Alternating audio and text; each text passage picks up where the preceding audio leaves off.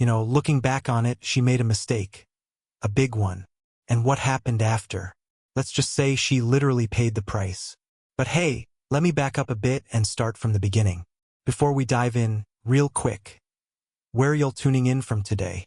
Now tell me if this has ever happened to you. You pull into your driveway and something just feels wrong. That was me. I slowed to a stop, squinting at my garage door. It was cracked open. And listen, I never leave my garage open. Like, ever. So naturally, the first thing that pops into my head is, welp, guess I'm about to be murdered in my own house. Totally rational thinking, right? I got out of my truck, walked up real slow, heart pounding a bit, then yanked the garage door the rest of the way open, bracing myself for something. Only it wasn't a thief. Nope, it was a car. A whole car I'd never seen in my life, just sitting there like it had paid rent. I froze, just stood there trying to wrap my head around it. Like, wait, whose car is this? Why is it parked in my garage? Am I on a hidden camera show? Spoiler, not a prank, just plain stupidity. Now look, I'm a pretty reasonable guy. I tried to think of a normal explanation first. Maybe some poor delivery driver got confused? Maybe someone had car trouble and needed to duck out of the way real quick? So I did what any calm, logical adult would do. I went knocking on a few doors, asked around the neighborhood. And what did I learn? Absolutely nothing. Nobody had a clue. One neighbor even tilted his head and said, "Wait, your garage was open? I thought you never leave it open." Exactly. Thank you. So I figured I'd keep it polite for now. I scribbled a note and left it on the windshield. "Hey, looks like you parked in my garage by mistake. No big deal, just please move it by tomorrow." Thanks. Then I headed back inside, feeling pretty confident that, by morning, this weird little mystery would be solved and forgotten. Spoiler again, it wasn't. I woke up the next day, went out to check, and sure enough, the car was still there. But my note? It was crumpled up on the ground like trash. Okay, so that's how we're doing this. I picked up my own polite little message, read over the words I thought were perfectly reasonable, then stared back at the car. Alright, guess I'm not dealing with someone normal.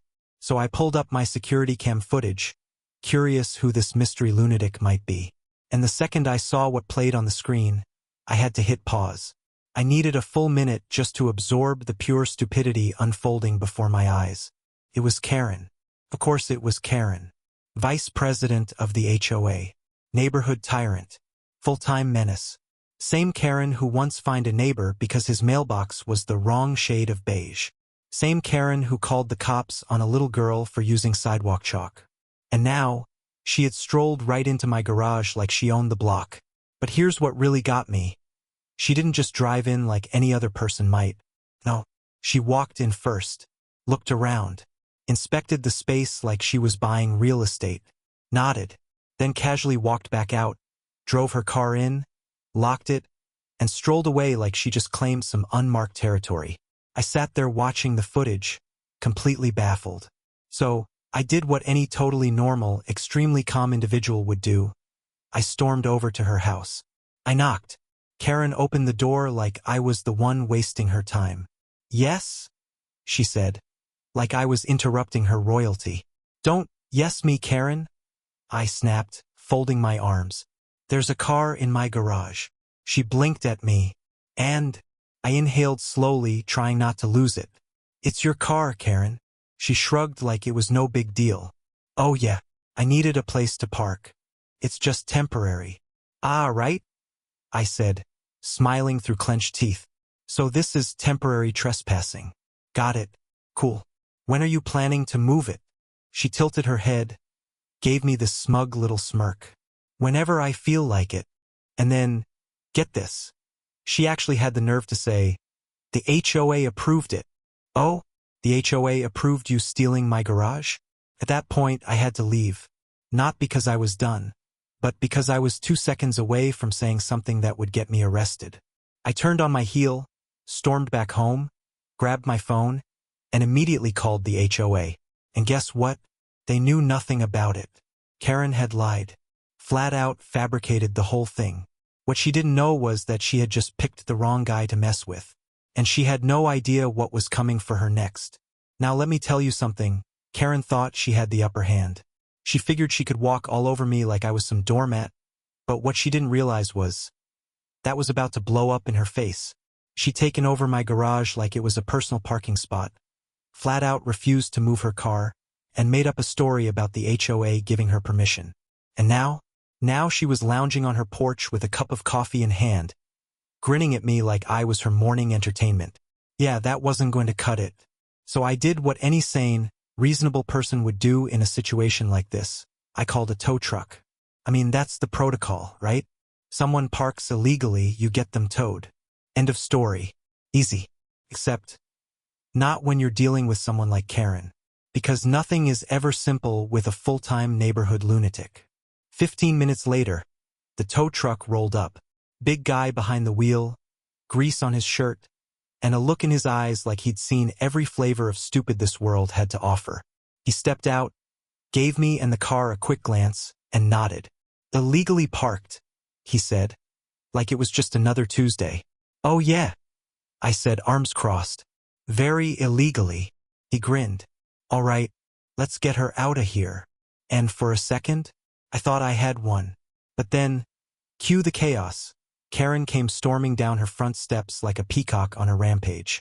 Hair wild, bathrobe flapping in the wind, yelling at full volume before she even reached us. What do you think you're doing? She screeched. Now, credit where it's due, the tow truck driver was cool as a glacier. Barely even blinked. Ma'am, he said, calm and steady. This car is illegally parked. Karen's face twisted like she'd just bitten into a rotten lemon. No, it's not. I have permission. I folded my arms. Oh yeah? From who? She turned toward me, squinting like she was trying to shoot lasers out of her eyes. The HOA. That's when I smiled.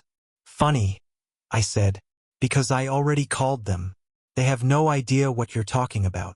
And for half a heartbeat I saw it, uncertainty. The crack in the Karen mask.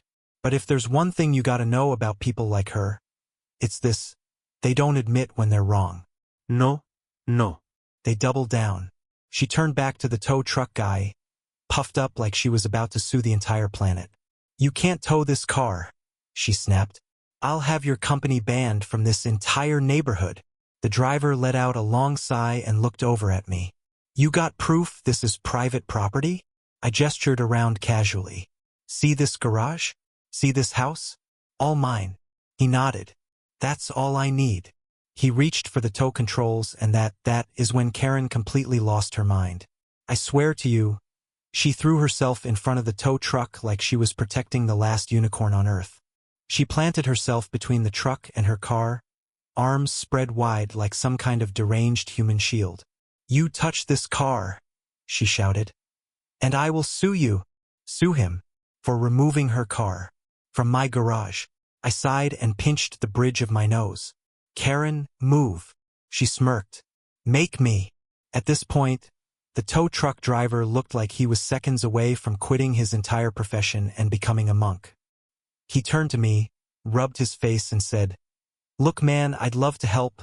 I really would. But I'm not dealing with this lady. It's not worth the lawsuit. And just like that, he packed up his rig and drove off. And Karen? Karen laughed. She stood there in my driveway with her arms folded, smug as can be, like she'd just won the neighborhood Super Bowl.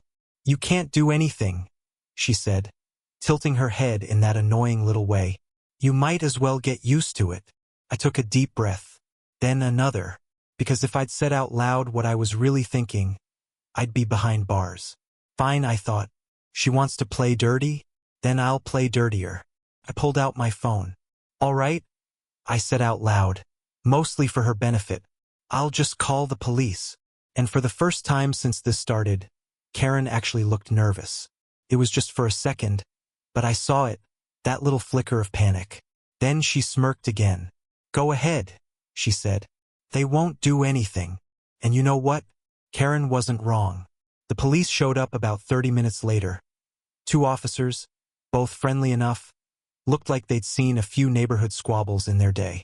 They asked me what was going on, so I laid it out plain as day. Karen's car is parked in my garage. She won't move it. I want it gone. One of the officers nodded, then turned to face Karen. "Ma'am," he asked, "is this your vehicle?" Karen crossed her arms like she was bored. "Yes." "And you parked it in his garage?" "Also yes," she replied, completely unbothered. "Without permission?" She shrugged again. "It's just temporary." The officer let out a slow, tired sigh.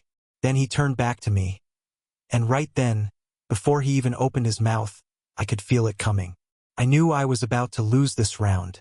"Sir," he said, "this falls under a civil matter. There's nothing we can do." I blinked at him, trying to process that. "I'm sorry." "What?" He gave a helpless shrug. "You'll need to take it up with your HOA or go through the proper legal channels." I stared at him, completely baffled. "So let me make sure I've got this right," I said, pointing at the car.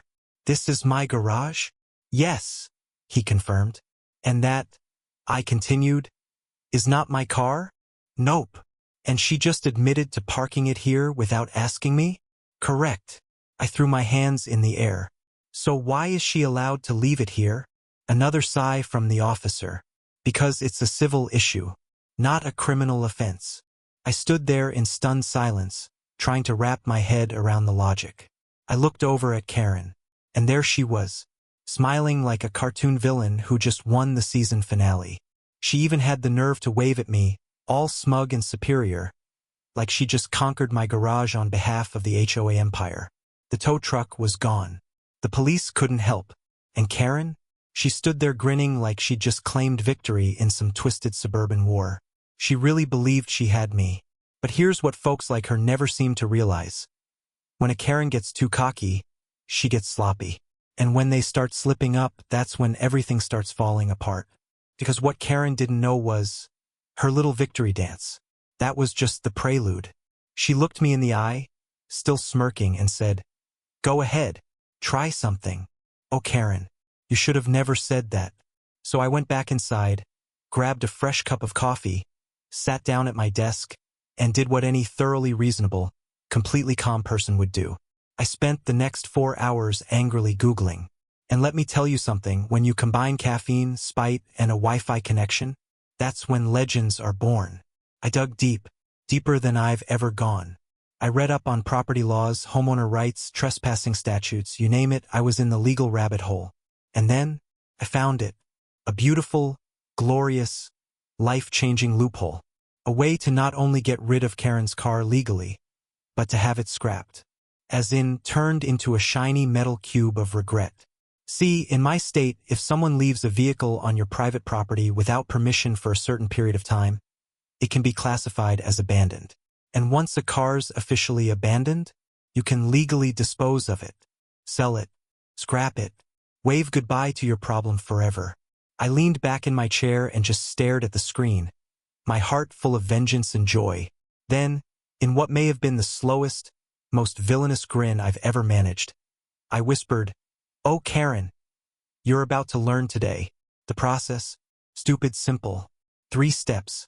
First, I needed a notarized statement confirming the car was left on my property without permission. Second, a police report labeling the vehicle as abandoned. Third, a scrapyard willing to take it. Let's start with step 1. I walked into the local notary's office and explained my situation. The woman behind the desk blinked at me a couple times. "Wait," she said.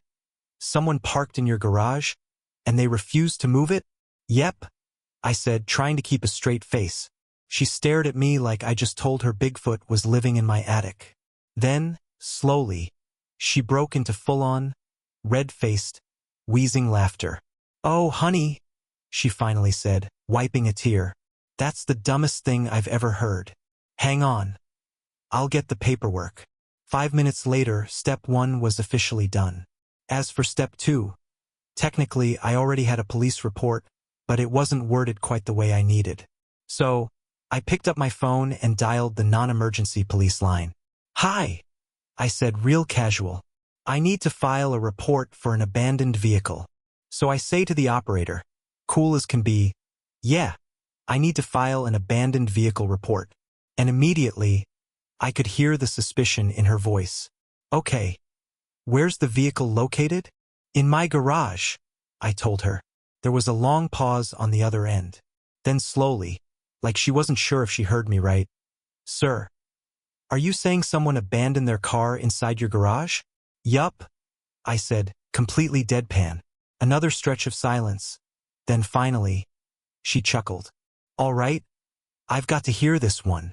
So I walked her through the whole ridiculous saga. Every crazy detail. When I finished, she let out a low whistle. Well, that's a new one. I'm sending someone out. An hour later, a different officer showed up. He stepped out of his cruiser, looked at the car, looked at me, and just sighed. Karen? He muttered, rubbing his temples like her name gave him migraines. Pretty sure this wasn't his first Karen rodeo. He pulled out a clipboard like it physically hurt him to do it. All right, let's get this over with. Boom. Step 2, done. Next came step 3. I started calling around to local scrapyards. First guy burst out laughing and hung up on me. Thought I was joking. Second guy literally said, "Is this a prank call?" And wouldn't believe a word I said. But the third guy paused and said, "Wait, you're serious?" "Dead serious," I replied. "You got the paperwork?" "Every last piece." He let out a whistle. "Man, I gotta see this. Send me the address. We'll be there first thing in the morning." And just like that, it was a done deal. By this time tomorrow, Karen's car would be a compacted cube of karma. I looked at the stack of legal documents sitting neatly on my desk. The notarized affidavit, the police report, confirmation from the scrapyard. Then I opened up my security footage, right to the part where Karen smirked at the camera like she already had the game won. I leaned back, stretched my arms out, and let out the kind of satisfied sigh you only earn after battling a lunatic and coming out on top. Karen had no idea what was coming for her. Next morning, I woke up feeling like a brand new man, rested, recharged, and 100% ready for justice. Threw on some jeans, brewed a strong cup of coffee, and parked myself out on the porch. Because today was scrap day. Right on time, I heard a loud rumble coming down the street. The scrapyard crew had arrived. A monster of a tow truck rolled into my driveway, beefy, loud, and glorious. 2 guys hopped out, and they looked exactly like the type of men you'd expect to work in a scrapyard. Built like NFL linebackers, covered in grease, and wearing the expression of folks who've seen every kind of crazy you can imagine. The driver gave me a nod and a big grin. So, which car are we cruising today? I stood up, stretched my back, and pointed like I was unveiling a masterpiece. That one. He turned, spotted Karen's car, and gave a long, low whistle. Well, damn, he muttered. Somebody really piss you off? I took a slow sip of my coffee. Buddy, you have no idea. Everything was going perfectly. The driver started doing his pre-scrap checklist, just running through the basics to make sure the car was good to go. I was relaxed. The sun was shining. Birds were chirping. The universe felt right. And then, sir? His voice changed. I looked up from my porch. He was standing next to the car, staring down at his clipboard with his brow furrowed. Yeah, I asked, starting to feel that tiny flicker of unease. He looked at me, then the clipboard, then back at me. You got the title to this car? I blinked. What? He scratched his head. So, we ran the VIN number standard procedure before a crush job. And he glanced over at Karen's house across the street. His expression shifted. You said this was Karen's car, right? I nodded. Yeah, that's what she told me. That's what everyone's been saying. He let out a long breath and shook his head slowly. Nope, not her car. My stomach dropped. What do you mean it's not hers? He turned the clipboard toward me and tapped the name printed at the top. She doesn't own it. Not even close. This car belongs to someone else. And not just anyone, a pretty big name. Some local business guy. HOA sponsor. Big money. And just like that, everything clicked into place. Karen hadn't just parked in my garage. She had hidden this car. And not from me. From him. I felt a slow, wicked grin creep across my face. Because now I wasn't just getting rid of a vehicle. I was about to set fire to Karen's entire carefully constructed world. So I grabbed my phone and did the most glorious, satisfying thing I'd done in weeks. I called the real owner. "Hey," I said, as casual as a Sunday morning, "do you happen to own a insert car model here?" There was a pause, then a deep, suspicious voice. "Who is this, and how did you get my number?" "Don't worry about that," I replied, taking a long sip of coffee. "You're gonna want to hear this." And I laid it all out. Every twisted, ridiculous, unbelievable detail. By the time I was done, the line was silent. 10 full seconds of silence. Then he said, "I'll be there in 15 minutes. Oh, it was on. I leaned back and waited. This was going to be glorious. Didn't even take long. 15 minutes later, a sleek black SUV came flying down my street like a Secret Service convoy. It screeched to a halt in front of my house, tires squealing. The driver's side door flung open so fast, I half expected it to tear off its hinges. I honestly thought the door might rip off its hinges from how hard it flew open. And out stepped a man who looked like he was ready to end someone's day. Personally. He was tall, sharp as a blade in an expensive suit that probably cost more than my monthly mortgage. His watch alone could have paid off my truck. And his face said one thing loud and clear: "I don't have time for this kind of stupid." His eyes scanned the scene, locked onto Karen's car parked in my driveway, and I watched his whole body go rigid. He turned toward me, voice low and cutting, like he was used to getting answers fast. "Tell me," he said, "where did you find my car?" I couldn't help it. I took a slow sip of my coffee and grinned. "Oh, I said casually, "just sitting in my garage. Uninvited." His eye twitched. No other reaction. Just a slight muscle spasm that told me someone was about to have a very, very bad day. Then he slowly turned his head toward Karen's house. And let me tell you about timing, because right then, like the universe was choreographing a sitcom-level moment just for me, Karen stepped outside. I kid you not. She strolled out with a mug of coffee in her hand, robe tied tight, looking completely relaxed and blissfully unaware that her life was about to implode. She looked at me first, then the tow truck, then the sharply dressed man standing in my driveway radiating fury. And for the very first time since this whole mess began, I saw real, unfiltered panic in her eyes. The businessman, let's call him Mr. Lancaster, marched right up her driveway. "Karen?" She physically shrank. "Karen," he said, and I swear the temperature dropped 10 degrees. His voice was pure ice. Karen laughed, nervously, way too loud. "Oh, Mr. Lancaster. What a surprise. I was just about to cut the crap." Oh, this was so good. Now, I didn't know the full backstory between these two, but judging by how Karen was suddenly sweating like she'd been caught cheating on live TV, I was guessing it wasn't exactly friendly. "You told me," Lancaster said, "that you needed to borrow my car for 2 days. Karen gulped. Yes, I did. That," he snapped, "was 3 months ago." Boom. Karen started backpedaling so fast I thought she might trip over her own sense of self-importance. "Listen, I was just keeping it safe," she stammered. "There's been car thefts and, I figured." "Where exactly were you keeping it?" he interrupted, voice razor sharp. Karen froze mid-excuse, then turned slowly, almost robotically, and looked at me. I gave her a little wiggly finger wave from my porch, just to really drive the point home. Her face fell. In that exact moment, she knew she had lost. Mr. Lancaster turned to me. "You've got all the paperwork to get rid of it?" I held up the notarized statement like it was a royal decree. Then I added the police report, the golden ticket to Karen's downfall. "All set," I said, grinning. He smiled back, cold and ready. "Then let's do it." Karen's mouth dropped open. "Wait, no, you can't." "Oh, I absolutely can," he said smoothly. "Legally, the vehicle is considered abandoned. And legally, he can do whatever he wants with it." Karen's eye twitched so hard I thought it might spasm off her face. She spun to face me, voice going shrill. "You can't scrap my car." I smiled real sweet, like the cherry on a sundae. "Oh, Karen," I said, "it's not your car." And then, as if the universe decided to throw me one more gift, The tow truck engine let out a deep, hungry growl. The driver revved it up, getting ready to haul. Karen lost it. She lunged toward the truck like she could physically stop it from taking the car. She grabbed the door handle with both hands, yanking at it like a woman possessed. "Stop! Stop right now!"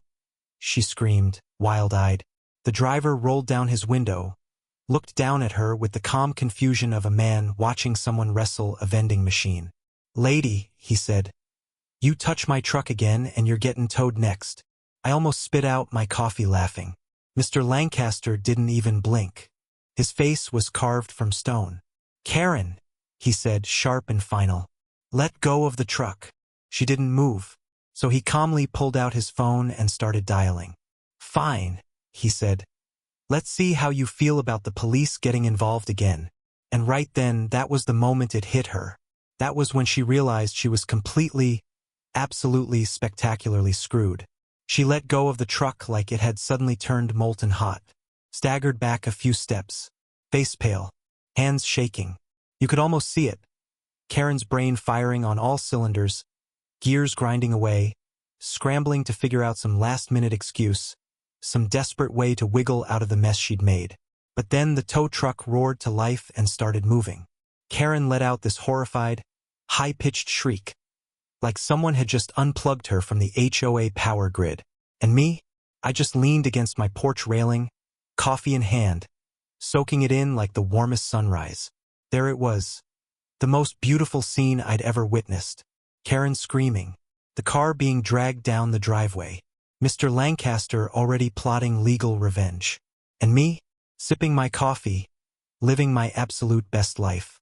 Because finally, after weeks of her nonsense, Karen was losing. And best of all, there wasn't a damn thing she could do about it. She didn't just lose either. Oh no, she lost spectacularly. Her stolen car? Gone. The rightful owner? Furious. Her dignity? Being hauled away in the back of a scrapyard tow truck. And me? Absolutely thriving. But here's the thing about people like Karen, they never go down quietly. They don't take the loss, learn a lesson, and move on.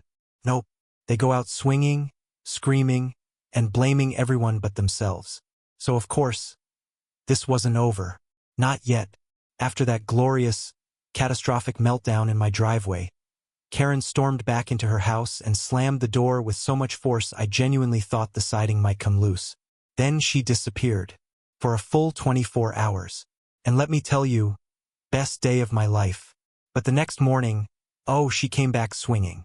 You'd think after getting caught red-handed stealing a car, being humiliated in front of the entire neighborhood, and watching her lies fall apart in real time, she'd lay low, maybe take a long walk, reflect, grow as a person. But nope, Karen went full villain mode. Because what did I find in my mailbox that morning? A fine. From the HOA. You heard me right. A fine. For improper use of private property. I stood there, holding the letter, jaw slack. I read it 3 times just to be sure I wasn't hallucinating. This woman had the audacity to fine me for disposing of a car she stole, abandoned in my garage, and which the actual owner told me to scrap. I wasn't even mad at first. I was in awe. Karen hadn't just doubled down. She'd started digging. She was halfway to the planet's core.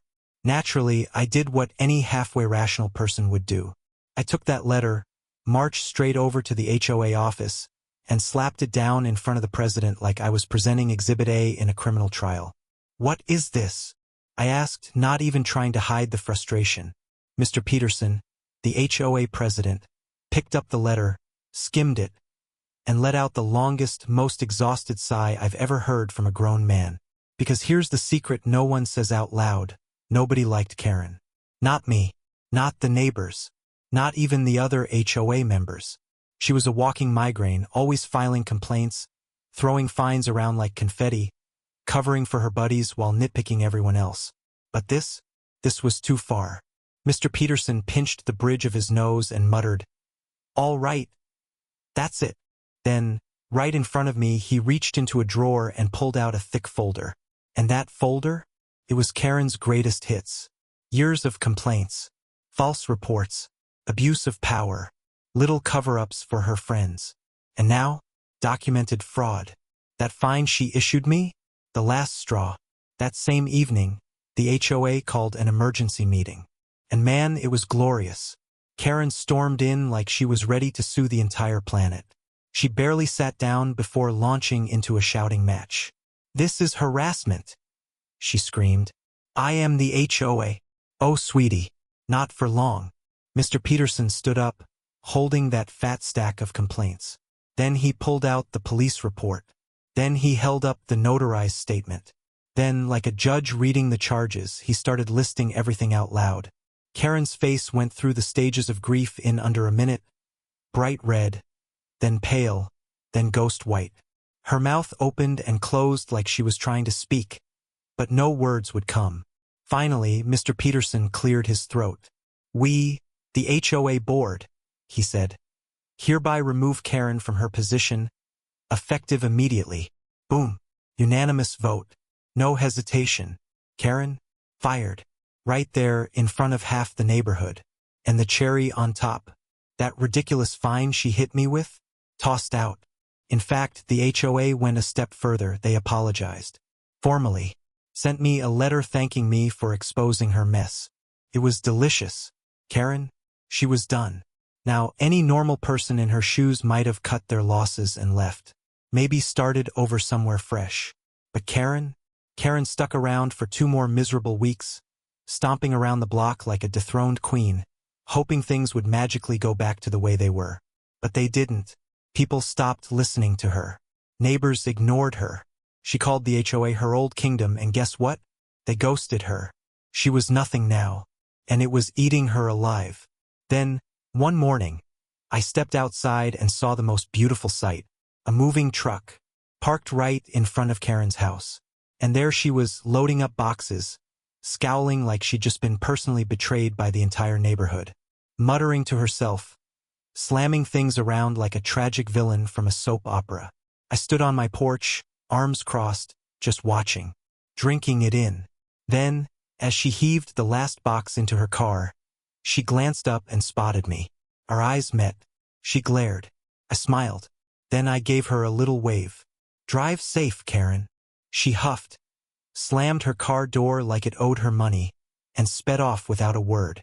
And just like that, peace returned to the neighborhood.